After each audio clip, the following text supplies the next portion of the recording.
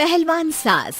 मधु की शादी के कुछ सालों में ही उसके पति की मृत्यु हो जाती है, जिसके बाद उसके ऊपर सास की जिम्मेदारी आ जाती है और वो अब अपनी सास के साथ घर में अकेली रहती है। मम्मी, नाश्ता बना दिया है, टाइम से खा लेना। दोपहर का खाना शीला आकर बना देगी। मैं ऑफिस जा रही हूँ। अरे क्यों उस टेप रिकॉर्डर पर पैसे खर्चा करती हो? इतना काम मैं खुद भी कर सकती हूँ। हाँ हाँ बिल्कुल।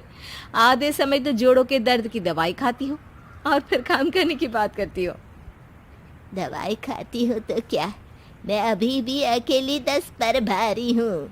हाँ हाँ मैंने मान लिया।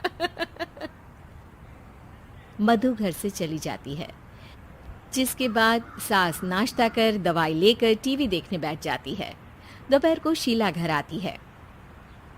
अरे क्यों माँ जी, आज किस बात से मेरी नौकरी बची? अरे चल, ज्यादा बक मत कर, काम कर अपना। शीला खाना बनाने लगती है और सास वहीं पास में बैठ जाती है। माँ जी, मैं तो हमेशा ही बोलती हूँ, दीदी की दूसरी शादी करा दो। कब तक आप दो औरतें घर में अकेली रहोगी? आजकल माहौल भी बहुत खराब है और फिर दीदी की उम्र भी तो निकली जा रही है ना। तेरा नाम टेप रिकॉर्डर सही रखा है मैंने। तेरी एक ही बात को रिपीट मोड पर चलाने से वो पूरी नहीं हो जाएगी, इसलिए मेरी बहू से ज्यादा खाना बनाने पर ध्यान दे, नहीं तो कहीं वो भी तुझसे मुंह ना फेर ले और नौकरी चली जाए। क्या माँ जी, आप भी हमेशा मेरी नौकरी के पीछे ही पड़ी रहती हो? तो क्या तेरे पीछे पड़ूं? इसी तरह दोपहर से शाम हो जाती है और शीला अपना काम खत्म कर वापस चली जाती है। अब अकेली सास एक बार फिर टीवी देखने बैठ जाती है, जिसकी थोड़ी ही देर में मधु घर आ जाती है और सास बिना कोई देर किए शीला की बातें उसे बताने लगती है। मम्मी, आप भी ना किसी बच्चे से कम नहीं हो, जिसके पास हमेशा शीला को लेकर कोई ना कोई बात रहती ही है। अब बस भी करो ना, इतनी बुरी नहीं है बेचारी।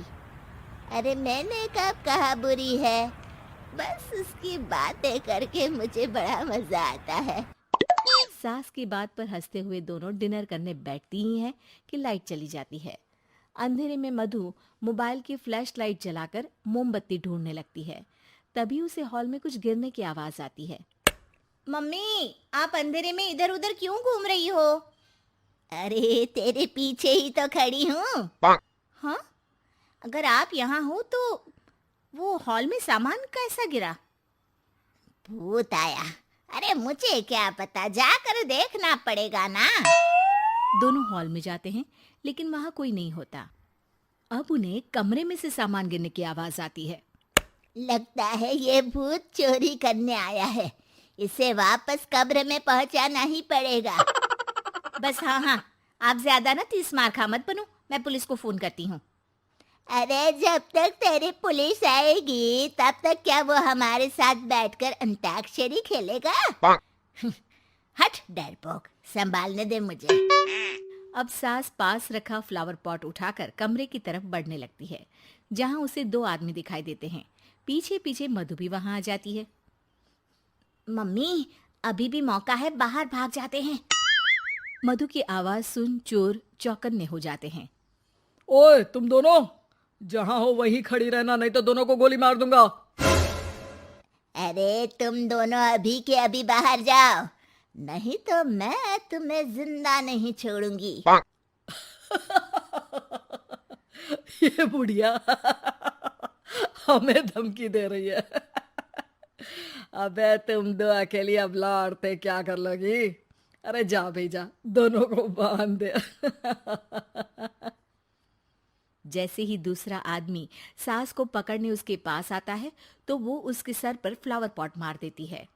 उसके सर से खून बहने लगता है, जिसे देख दूसरा आदमी गन निकालकर हवा में गोली चला देता है, जिससे बचते हुए दोनों सास बहू वहां से भाग जाती हैं। अब वो तीनों एक दूसरे के आगे पीछे पूरे घर में भागने लगते हैं। मम्मी, आपने तो सच में उसे मार दिया। तो मजाक में कौन मारता है? और अभी तुम मेरे साथ ही रहना, नहीं तो पक्का मारी जाओगी। ये औरतों को कमजोर समझता है ना।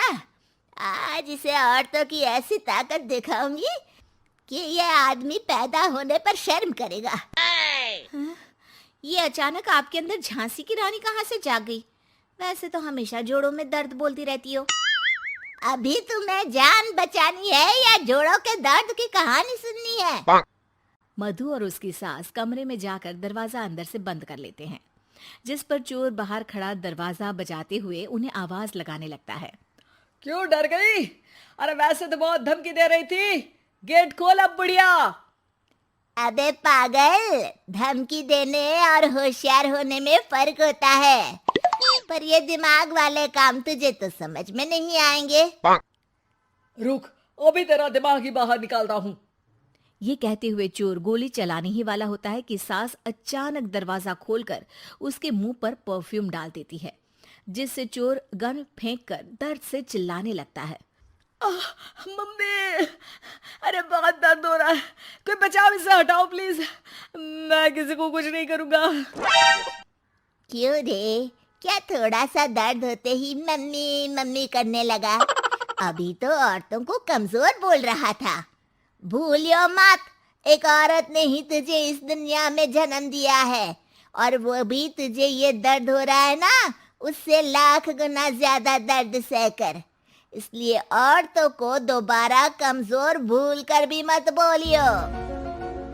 वाह मम्मी, आपका ये रूप तो मुझे पता ही नहीं था। आपने तो कमाल ही कर दिया। कहा था ना, अकेली ही 10 पर भारी पड़ सकती हूँ। ये तो फिर भी 2 ही थे। इतनी देर में पुलिस भी वहां पहुंच जाती है। आ गए आप, कर लो इन्हें अरेस्ट और जेल में बैठकर अंताक्षरी खेलना।